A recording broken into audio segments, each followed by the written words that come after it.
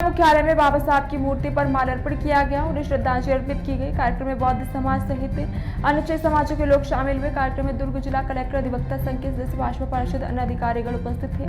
सभी ने बाबा साहब के योगदान को याद करते हुए उनके मार्गदर्शन और विचारों को साझा किया। समाज के प्रतिनिधियों ने कहा, बाबा साहब के सिद्धांतों का पालन करते हुए देश के सभी नागरिकों को जातिवाद और धर्म से ऊपर उठकर एकता और भाईचारे के साथ राष्ट्र निर्माण में भागीदारी बननी चाहिए। और इस कार्यक्रम का आयोजन बौद्ध समाज द्वारा किया गया, लेकिन इसमें समस्त समाज के लोग भी मिलकर शामिल हुए। कार्यक्रम की शाम को दुर्ग के जाड़ूराम देवांगन में होने वाली भावनात्मक श्रद्धांजलि सभा के बारे में भी जानकारी दी गई। इसमें बड़ी संख्या में लोगों के शामिल होने की संभावना है।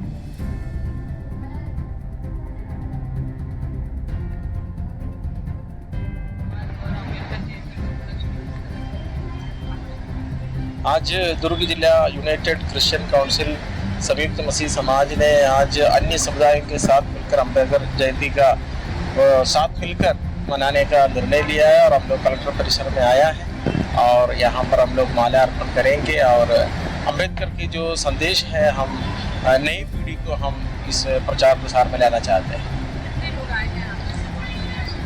आज हमारे मसीह समाज से 50 लोग आए हैं और सारे लोग पदाधिकारी लोग हैं, क्रिश्चियन काउंसिल के पादरी लोग आए हैं और साथ ही साथ हमारा जवान सभा के पदाधिकारी लोग भी इस कार्यक्रम में आज हमारे साथ शामिल हुआ है।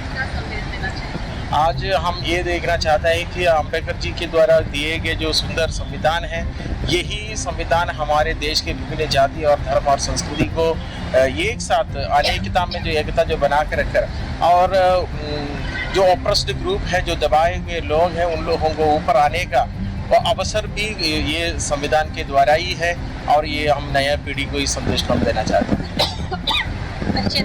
और मैं pastor Vinod United Christian council के बोर्ड ऑफ डायरेक्टर हूँ। आज जिला मुख्यालय में बाबा साहब अम्बेडकर की जयंती किस तरह से मनाई? आज प्रातः सुबह सबसे पहले बाबा साहब की प्रतिमा पे मान वंदना का मतलब पूजा किया गया, उनकी अर्चना की गई और साथ में हमारे कलेक्टर महोदय जी पधारे थे। उन्होंने उन कैंडल माल्यार्पण करके कैंडल यहाँ पे जलाया और प्रतिमा का वो किया और यहाँ आके उन्होंने कार्यक्रम को सफल बनाया और बहुत सारे मतलब आने वाले जो भी यहाँ कार्यक्रम है उसके बारे में चर्चा की कि क्या और आगे किया जा सकता है।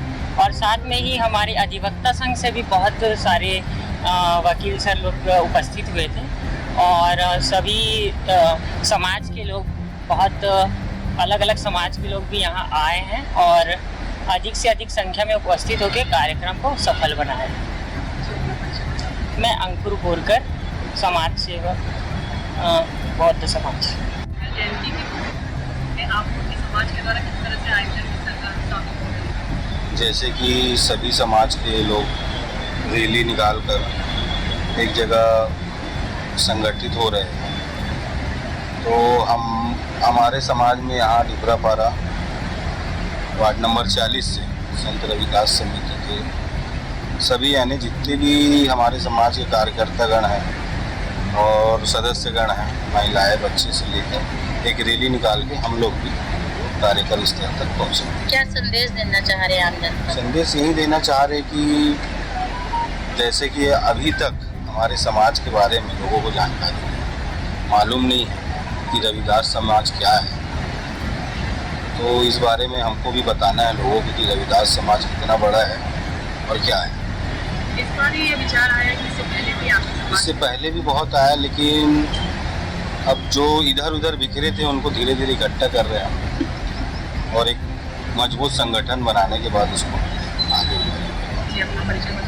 मैं वार्ड नंबर 40 संत रविदास समिति का अध्यक्ष विजय माला।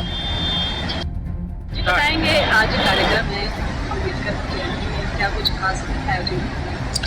सर्वप्रथम आप सभी को डॉक्टर बाबा साहब अम्बेडकर जी के 134वीं जयंती की पूरे देशवासियों को ढेरों ढेरों बधाइयाँ, शुभकामनाएं, मंगल कामनाएं। उसी तारतम्य में आज दुर्ग शहर के तमाम सामाजिक धार्मिक संगठनों के द्वारा, बौद्ध समाज के सभी संगठनों के द्वारा एक मंचीय जयंती का आयोजन किया गया है। इसके साथ साथ ये दुर्ग के इतिहास में पहली बार होगा कि हमने बौद्ध समाज के साथ में सभी जाति और धर्म के संगठनों के साथ में संयुक्त रूप से जयंती हम मनाने जा रहे हैं। जयंती मनाने का जो स्थान होगा हमारा Jhaduram Dewangan school, government school के पीछे में। रैलियाँ यथावत जैसे हमेशा निकलती है, ग्रीन चौक से दोपहर 2 बजे इकट्ठा होंगे। वहाँ जंग पार्क चौक होते हुए बस स्टैंड से कलेक्टर परिसर आएंगे। यहाँ पर आने के बाद में बाबा साहब को मानवंदना करते हुए, नमन करते हुए रैलियों का समापन किया जाएगा। उसके पश्चात सारे के सारे लोग जो है झाड़ूराम देवांगन स्कूल के प्रांगण में पहुंचेंगे जहाँ पे कार्यक्रम होना है। और उस जगह पे 4 बजे से सांस्कृतिक कार्यक्रम है, 6 बजे से बच्चों के द्वारा कार्यक्रम किए गए हैं। हमारे मुंबई से वक्ता, बहुत अच्छे वक्ता सुरेश माने जी, मुंबई यूनिवर्सिटी से है, प्रोफेसर है, वो आ रहे हैं। उसके साथ में उषा बौद्ध जी नागपुर से सामाजिक कार्यकर्ता, बहुत अच्छे वक्ता है, वो भी आ रहे हैं। हमें सौभाग्य की बात है कि इनके जैसे महान विद्वान लोगों से हमें सुनने का मौका मिलेगा और साथ ही साथ समाज को हमें कुछ दे सके, उनके संबोधन के माध्यम से कुछ सीख सके, ऐसा हम संदेश देंगे उन्हें जी। उसके बाद में हमारे गेस्ट आएंगे, जो सभी सामाजिक और हमारे जो गेस्ट है वो आएंगे। उसके बाद में का संकल्प लेना चाहिए और मानव को मानवता से जोड़ने के लिए कड़ी बनाना चाहिए जी। मैं